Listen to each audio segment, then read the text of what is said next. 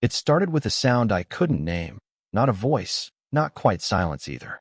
The kind that happens when someone looks at you longer than they should, and the air seems to rearrange itself. I was fixing the espresso machine at the back of the small bookstore cafe when she walked in. The kind of place that still smelled faintly of old paper and burnt milk, where the radio always played songs from 2 decades ago and nobody ever complained. She came in like she belonged there, though I'd never seen her before.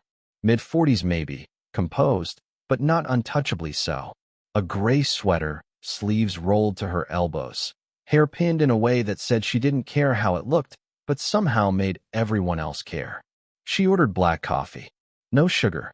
Her voice was low, steady, the kind of voice that doesn't need to ask twice.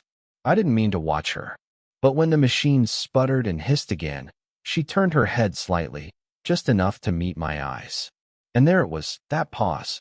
The uninvited kind, where you're both too polite to hold the gaze and too curious to look away. She smiled first, small and knowing, like she'd seen something in me before I'd had time to hide it. "You're the new one here," she said. "Yeah," I answered, fiddling with a wrench. Still figuring out how this thing works. "Machines or people?" I laughed, though it came out uneven. "Bit of both." She didn't reply, but her silence felt deliberate, as if she'd already said too much. Then she took her coffee and moved to the table by the window, pulling out a notebook and a pen. For the next hour, I tried not to notice the rhythm of her handwriting, the way she paused before every new line, the occasional press of her lips as though editing a thought she'd never let out loud. When I brought over her refill, I don't even know why I offered. She hadn't asked. She looked up, eyes narrowing slightly. "You didn't have to." "I know." "Then why?" "Because the machine's working now." She studied me for a heartbeat too long. Then, softly, "Good. Keep it that way." Something about the way she said it, like she wasn't just talking about the espresso machine, sat under my skin.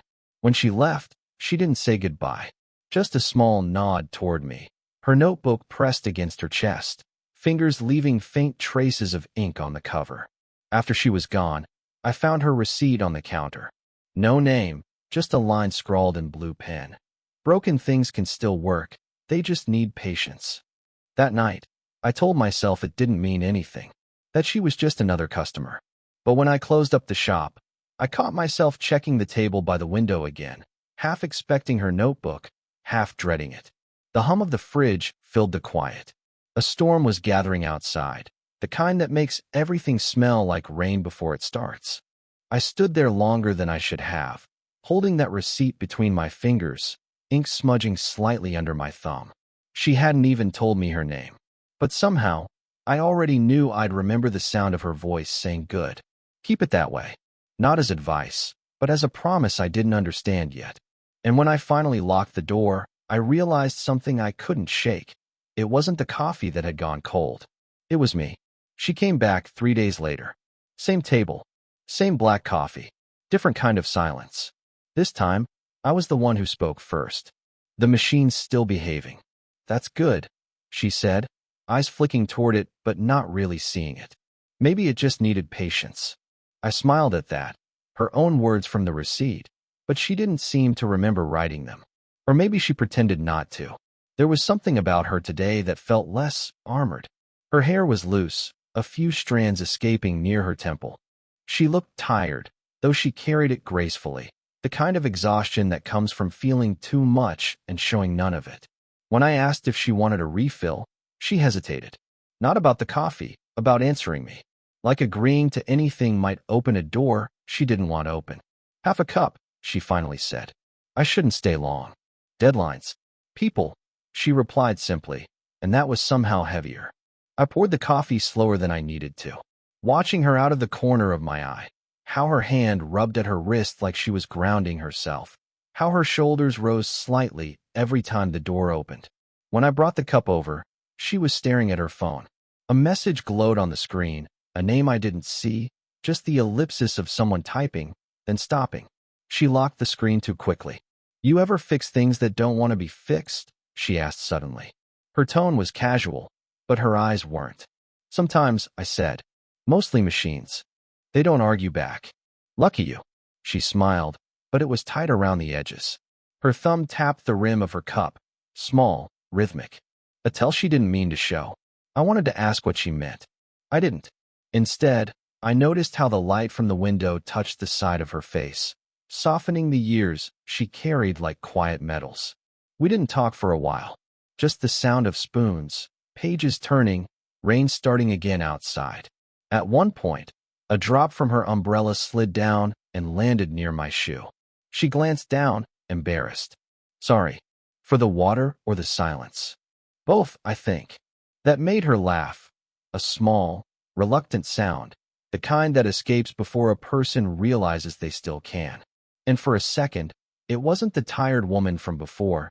It was someone lighter, younger, just for that breath of time. When the laughter faded, she looked at me, really looked, and something flickered. Recognition, maybe. Or warning. You shouldn't stare so much, she said quietly. You shouldn't make it so hard not to. Her eyes held mine, a second too long. Then she reached for her bag, her fingers trembling just slightly as she adjusted the strap. You're too young to mean things like that, she murmured. And before I could answer, she left, the bell above the door trembling in her wake.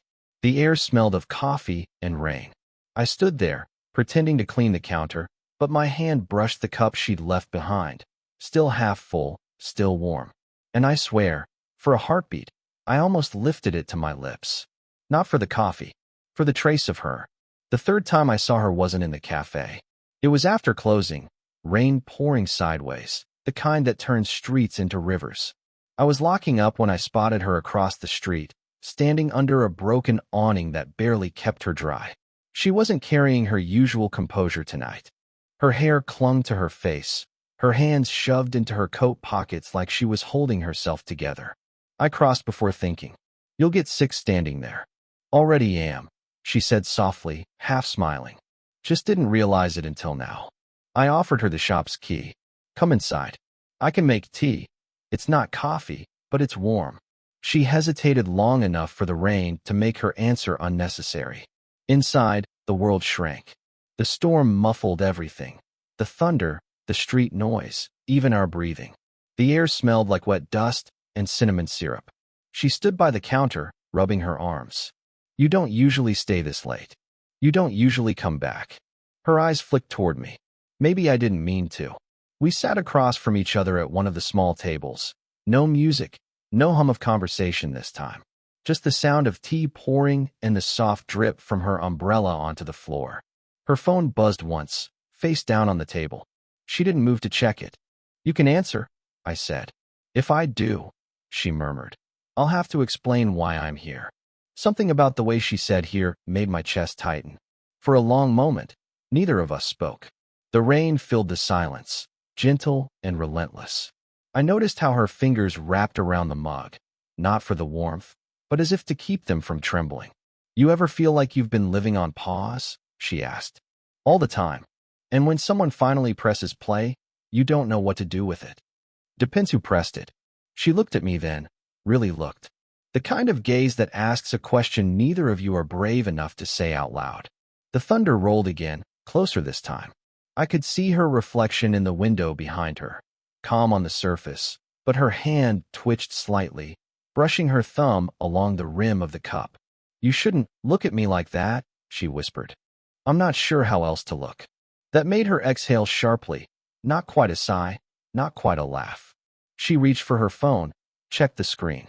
The name on it must have said everything because her shoulders tensed. It's complicated, she said, more to herself. Most things worth anything are. For a moment, she didn't move. Then she placed the phone face down again, eyes closing briefly, as though surrendering to a thought she'd been fighting. Her hand brushed mine when she reached for the sugar. It wasn't intentional, I think. But neither of us moved away. The storm outside cracked, lightning flashing across her face, highlighting the faint lines near her mouth. Years of restraint, maybe. Her breath caught. So did mine. This can't, she started, voice barely audible. I know, I said. And yet, neither of us pulled back. The lights flickered from the thunder's echo, and for half a heartbeat, a single, trembling half, it felt like the whole world had narrowed to that touch. Then the power went out. Darkness swallowed the room. I heard her inhale sharply, the sound of a teacup clinking against the saucer. When the lights blinked back, she was already standing, hand on her coat. "You should lock up," she said softly, "before the storm gets worse." And before I could answer, she was gone again, leaving the scent of rain and her unfinished tea cooling between us. I sat there, staring at the empty chair, the warmth fading from my fingers where her skin had been. Almost. That was the word that kept repeating in my head. Almost. She didn't come for a week. Every day, I found myself glancing at the door without meaning to, pretending to fix things that weren't broken, pretending not to wait. The chair by the window stayed empty, and somehow the whole cafe felt emptier with it. When she finally walked in, the bell above the door sounded almost cruel. Her hair was dry this time, her coat neatly buttoned, her steps careful. She looked like she'd rebuilt herself, but only from the outside. "You look tired," I said before I could stop myself. "That's new," she replied quietly. "Usually I'm invisible." There was a weight behind her words that didn't belong to me. I poured her coffee anyway, without asking. She didn't stop me. We didn't talk for a while. Just sat there in the shared quiet. The kind that used to feel peaceful but now felt dangerous, like too much truth might spill out if one of us breathed too deeply. When I finally looked up, she was staring at her hands, fingers intertwined, knuckles pale. "You said something last time," she murmured, "about things worth anything being complicated." "Yeah. Do you believe that?" "I think so." "Then what do you think this is?" The question landed between us like glass shattering softly. I didn't answer right away. I could see the tension in her jaw, the careful stillness of someone holding back too much. "I don't know," I said, "but I think about it more than I should." She looked up then, eyes steady, but the kind of steady that comes from exhaustion. "You shouldn't," she said. "It's not fair." "To who?" "Either of us." There was no anger in her voice, just the kind of sadness that doesn't need to be loud. Outside, the rain had stopped, but drops still fell from the roof, hitting the pavement in uneven rhythms. She exhaled slowly, shaking her head. "You're too young to carry someone else's loneliness, and you're too used to hiding yours." Her eyes closed, her shoulders sinking slightly, as if she'd finally run out of the strength to pretend. "You don't understand," she whispered. "Then help me. It's not your job to fix what someone else broke." "I'm not trying to fix you." "Then what are you doing?" The words hung there, fragile, echoing. I didn't know how to answer, because I wasn't sure myself. All I knew was that when she wasn't here, the world felt dimmer, and when she was, it felt too bright to look at. The silence stretched again. She looked away first, out the window, eyes glistening not with tears, but with restraint. "You shouldn't wait for me," she said softly. "I don't even wait for myself anymore." Her hand brushed against the coffee cup, leaving a faint ring of warmth on the table as she pulled back. "We can't keep doing this," she whispered. "Doing what?" "Pretending it doesn't mean something." The hum of the fridge filled the pause. My throat tightened. "Then what does it mean?" I asked. She didn't look at me when she answered. "It means I've already let you matter." Then she stood, her chair scraping softly against the floor, and walked toward the door. No storm this time. No dramatic exit.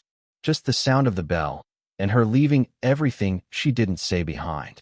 I sat there, staring at the empty cup, the faint ring still warm under my fingertips. And for the first time, silence didn't just fill the room.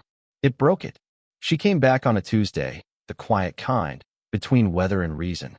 I was restocking shelves, pretending to care about the labels, when her reflection appeared in the glass door.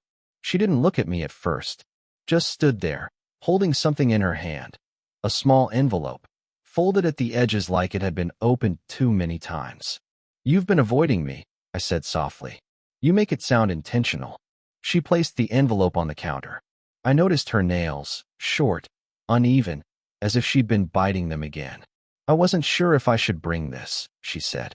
"But you should know why I can't always look at you the same way." My heart tripped over itself. "What is it?" She didn't answer. Instead, she pushed the envelope toward me. I hesitated before opening it. Inside was a photograph, faded, creased, edges curled. A man, younger than her, but older than me. standing behind the counter of what looked like another cafe. Same tired smile I'd seen in the mirror too many times. He was someone I loved, she said quietly. Years ago. The air thickened between us. He left. I asked. He died. The words landed without ceremony. No trembling voice, no tears. Just truth laid bare. A car accident, she continued. He was 27. I was 39. She looked at me then, and I understood. Not fully, but enough. You remind me of him, she said. Not because you look alike. You just move the same. The way you think before you speak. The way you care too much about small things. I didn't know what to do with that. Somehow it felt like a confession and a goodbye wrapped together. That's why you've been keeping distance, I said.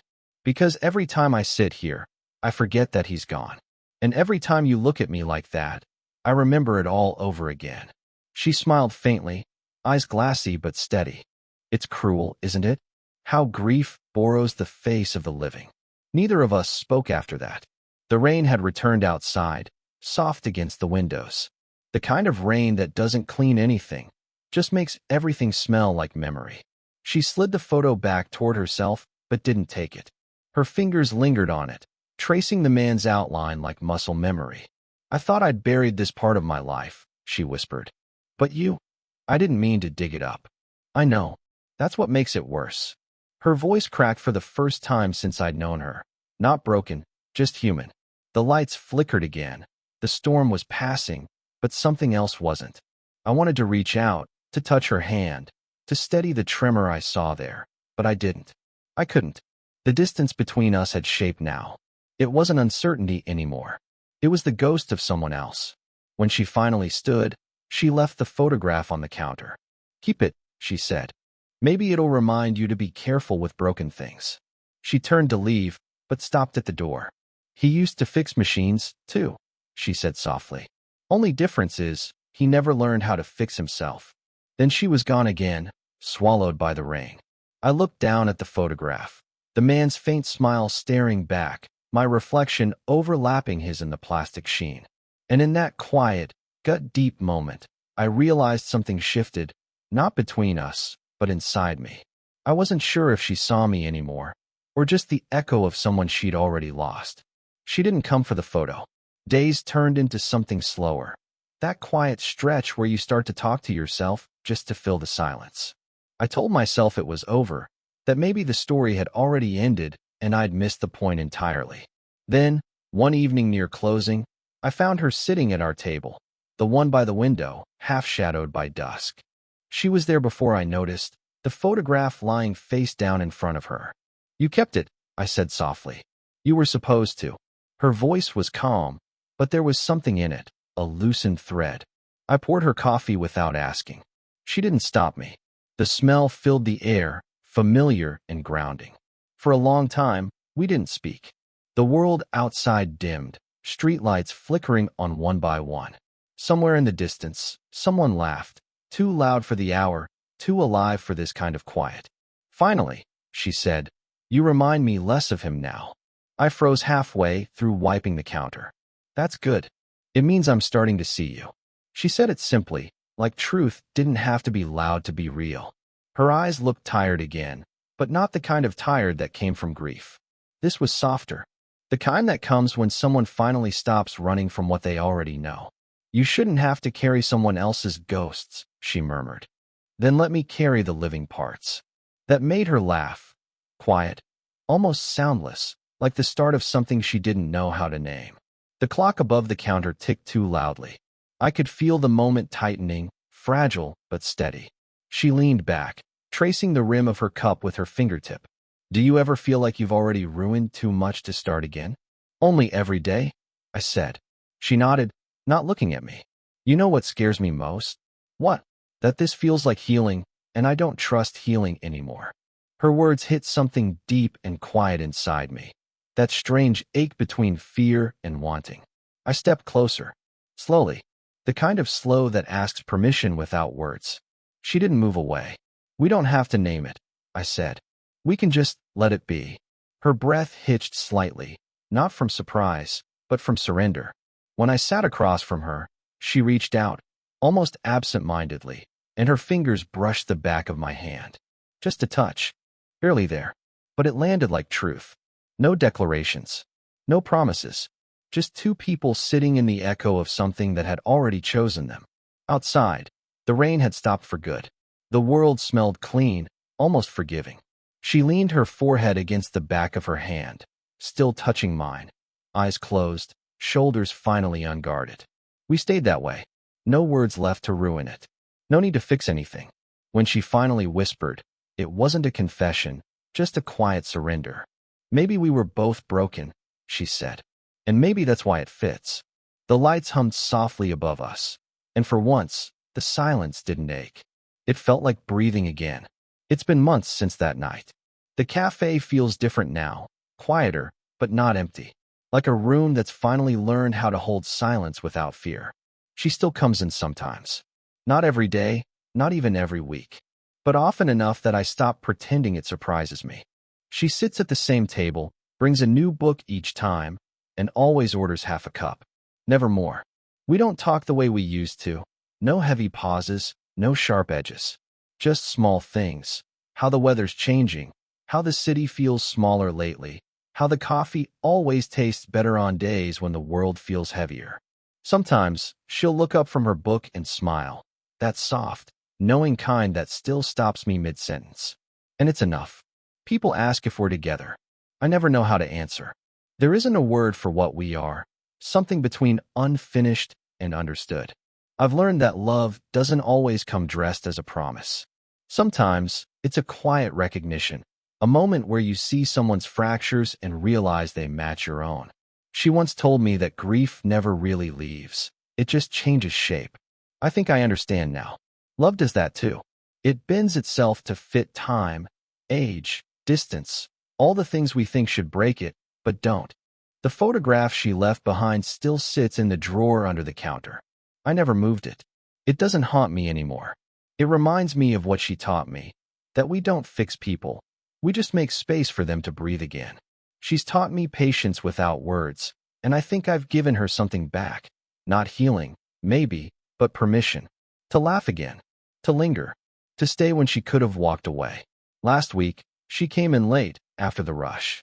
I was sweeping near the window when she said, quietly, "You know, I stopped thinking of you as a reminder." I didn't ask what she meant. I didn't need to. Her tone said everything. That whatever this was, it had become real in its own strange, fragile way. She left her scarf behind that night, deliberately, I think. A small, woolen thing, frayed at the ends. I folded it and set it beside the espresso machine. She hasn't come back for it yet. But she will. And when she does, we'll sit again. Two people who never named what they built, and somehow built it anyway. I used to think love was something you confessed. Now I know it's something you live, quietly, imperfectly, without guarantees. Maybe that's the point. Maybe broken things don't need glue. Maybe they just need someone who won't flinch when they see the cracks. If you've ever found a person like that, or if you've been that person for someone else, you already understand how this story ends. Because it never really does.